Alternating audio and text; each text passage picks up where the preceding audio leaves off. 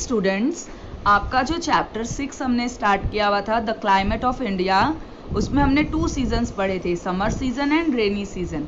आइए अब हम विंटर सीजन पढ़ते हैं। विंटर सीजन या the cold weather. Winter season को हम क्या कहते हैं हिंदी में? शरद ऋतु। ठीक है। आफ्टर द रेनी सीजन के बाद there is winter season in India. India में क्या आता है? विंटर सीजन आता है। The northern plains which are always from the moderating influence of the sea have lowest temperature. और जो उत्तरी मैदान हैं जो कि बहुत दूर हैं, कहाँ से? समुद्र से, तो उनका प्रभाव जो है, समुद्र का प्रभाव इस पर बहुत ही कम होता है। इसीलिए जो यहाँ पर है टेम्परेचर जो है वो बहुत ही लो हो जाता है, लोएस्ट रहता है, ठंडक रहती है। The southern platter and coastal area remains warm.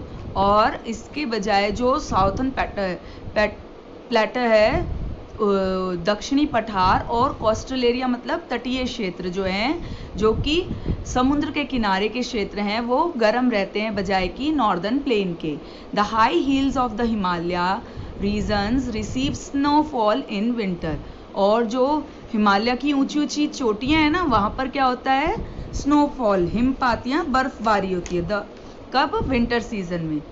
The winter season starts. Winter season कब शुरू होता है? From October and ends in mid मार्च। ये अक्टूबर से शुरू होता है और मध्य मार्च तक, मार्च के बीच तक जाता है। During the month of December and January the cold and chilly winds blow in northern and central India. और दिसंबर और जनवरी के बीच में जो है, इन दोनों महीनों में क्या होता है? ठंड होती है और सर्द हवाएं चलती हैं, बहुत ठंडी ठंडी हवा चलती है। कहाँ पर? उत्तरी भारत में और मध्य भारत में। These are called cold wave. और इनको हम क्या कहते हैं? Cold wave. कोल्ड वेव मतलब शीतलहर। When rainy season ends in September, जब जो बारिश का सीजन खत्म होता है सितंबर में, weather is neither too hot nor too cold. और उस समय पर ना तो मौसम बहुत गर्म होता है और ना ही बहुत ठंडा होता है। This season is called autumn. और इस सीजन को क्या कहते हैं?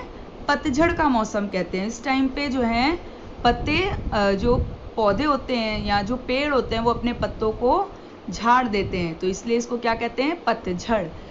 And it last to mid November. और ये कब तक चलता है?